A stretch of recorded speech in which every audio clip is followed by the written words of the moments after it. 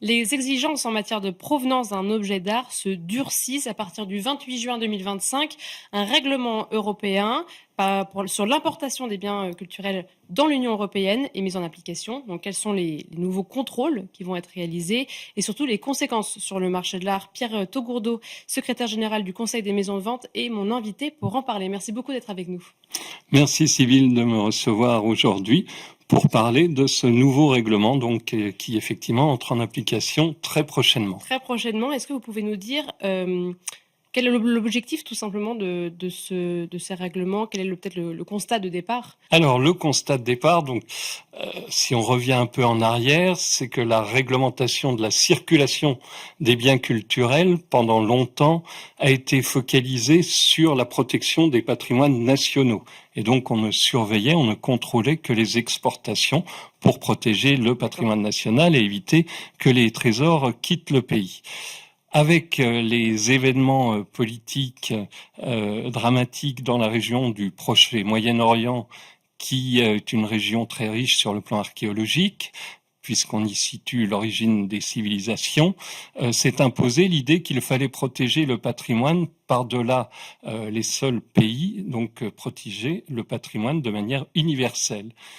D'où l'idée de contrôler l'ensemble des mouvements, y compris les importations de biens culturels, avec aussi comme idée sous-jacente que certains trafics ont été utilisés pour financer certaines activités terroristes. Donc, on ne contrôle plus seulement ce qui va sortir des pays. Moins en amont, plus aussi en aval, et que les deux acteurs soient l'un comme l'autre autant concernés. Absolument. Donc, tant au niveau de l'exportation que désormais au niveau de l'importation, pour s'assurer que tous les biens culturels qui circulent ont une origine légale et en tout cas, conforme aux réglementations en vigueur. Donc plus de poids sur les épaules des marchands, notamment, on va parler de la France puisque nous sommes en France, donc les marchands français ont plus de réglementations, de règles à respecter. Est-ce que vous pouvez nous donner les grandes lignes de ce règlement? Est-ce qu'il va peser sur leurs épaules? Oui, alors effectivement, ce sont des formalités supplémentaires qui vont venir s'imposer aux professionnels du marché de l'art qui doivent déjà en assurer beaucoup. Le règlement, en fait, prévoit 3 règles essentielles. D'abord, une interdiction générale de vente de biens qui seraient sortis illicitement de leur pays d'origine. Oui.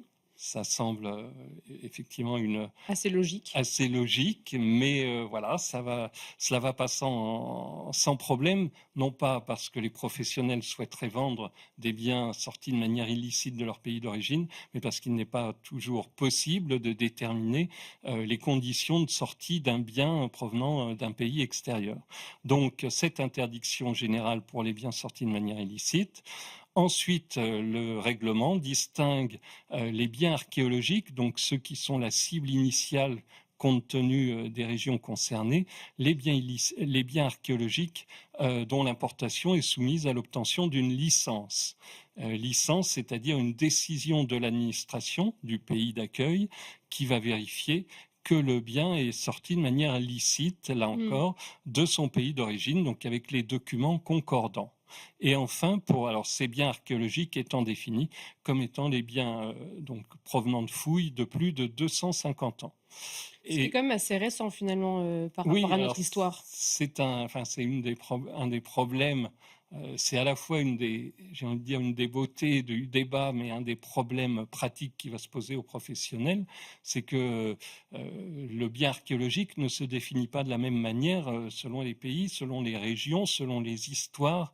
Et donc, effectivement, 250 ans, c'est relativement récent. Les biens précolombiens d'Amérique latine sont concernés parce qu'effectivement, ils ont été produits, ils ont été fabriqués à peu près au XVIe siècle pour les plus récents, et donc qui sont directement concernés par ce règlement.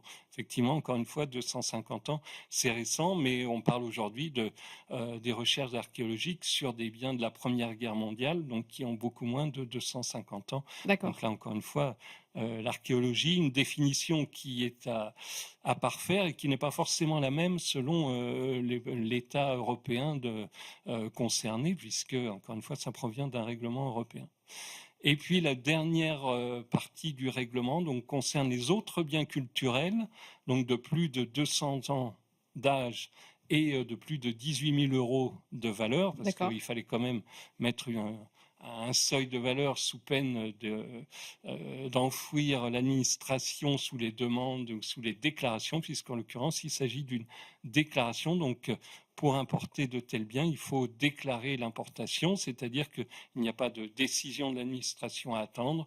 L'importateur déclare le bien, déclare que le bien a été sorti de manière licite de son pays d'origine, on y revient toujours, et peut importer le bien. Alors, il doit s'en assurer, il ne faut pas qu'il fasse n'importe quoi, parce que les douanes sont susceptibles de porter des contrôles sur ces importations. Mais en tout cas, voilà, pas attendre, il n'est pas besoin d'attendre une décision de l'administration.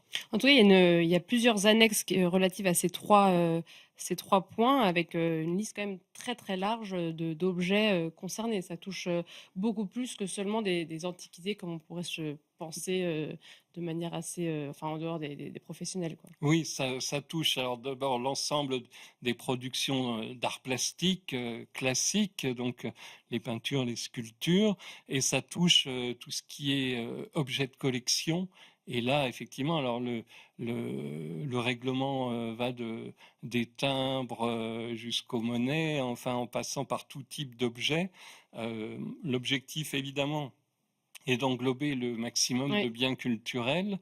On peut dire que ça a la vertu d'être une énumération et donc c'est limitatif.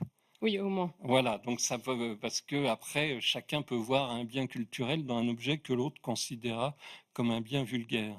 Et je voyais qu'il y avait des différentes terminologies entre autorisation, certificat d'exportation. Est-ce que tout ça, c'est juridiquement très différent ou ce sont à peu près les mêmes choses? C'est à peu près les mêmes choses, mais selon la réglementation de l'état d'origine, ça peut prendre une dénomination différente. Donc là aussi, le règlement essaye d'englober le maximum de textes. Et donc là où c'est la plus grande difficulté, on va dire que c'est pour l'aspect numéro 2 et trouver avoir cette licence pour cet objet dont on n'a pas forcément toute l'histoire de la provenance, vu que parfois ils sont passés par plusieurs mains et on n'a pas forcément tous les documents. Absolument. Donc c'est la difficulté majeure, c'est que autant pour les biens qui sont, soit vous avez des biens qui ont fait l'objet de transactions structurées, donc avec production d'une facture ou production d'un document établissant le transfert de propriété, vous n'avez pas de problème.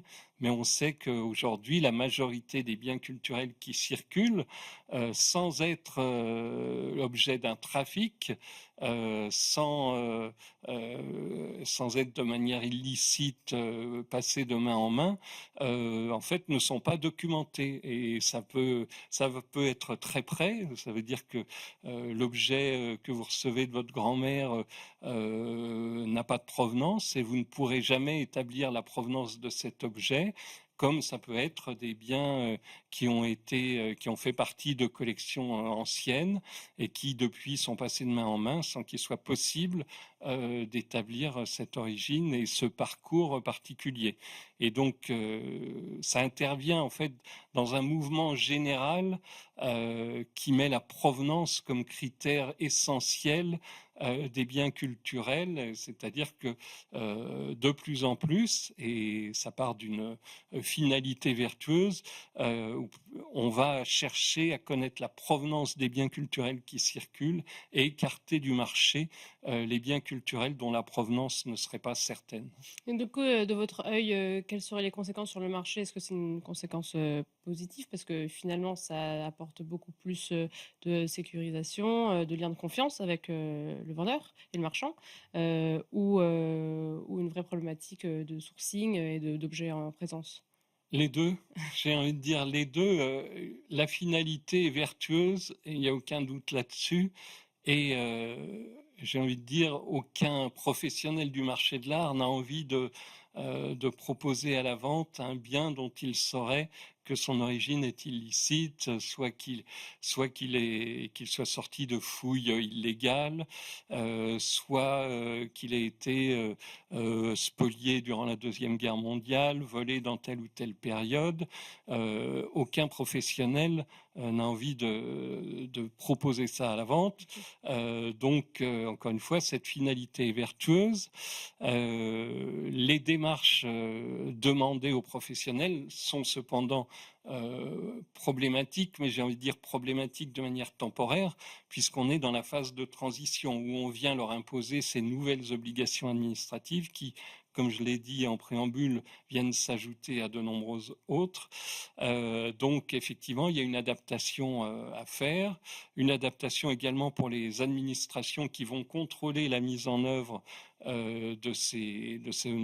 cette nouvelle réglementation, pour voir effectivement jusqu'où ce qu'on peut demander aux professionnels, jusqu'où on peut aller dans la connaissance de la provenance des objets, et là où au contraire où on doit accepter l'idée que certains biens ne pourront jamais être documentés, dont on ne pourra jamais en connaître la source, et se posera alors la question de savoir si on écarte définitivement ces objets de la vente, du marché et même de l'exposition, puisque les mêmes questions se posent pour les musées.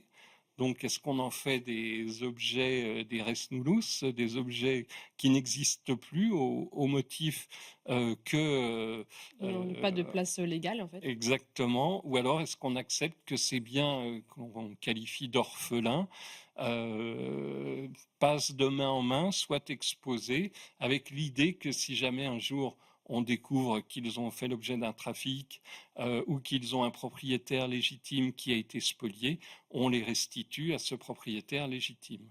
Et en tout cas, vous serez d'une oreille attentive et même proactif dans l'accompagnement, j'imagine, des maisons de vente qui sont présentes au sein du Conseil des maisons de vente. C'est l'objectif du Conseil, d'accompagner donc les maisons de vente dans la mise en œuvre de cette réglementation, dans les relations qu'elles pourront avoir avec les administrations donc en charge de la mise en œuvre du règlement, le ministère de la Culture pour ce qui concerne la délivrance des licences, et puis les contrôles par les douanes,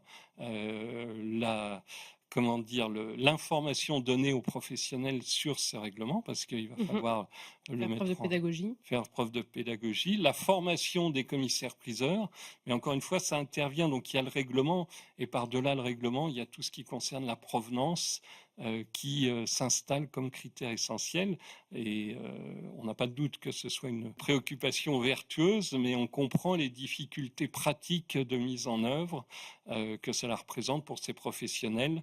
Donc le Conseil fera le maximum, fait déjà le maximum pour accompagner les professionnels. Merci beaucoup Pierre Taugourdeau, vous êtes secrétaire général du Conseil des maisons de vente. Merci de nous avoir explicité cette loi qui va donc être mise en application, pour cette loi, ce règlement européen qui va être mis en application à partir du 28 juin 2025. Et merci à vous toutes et tous de nous avoir suivis. C'était Arrêt Marché.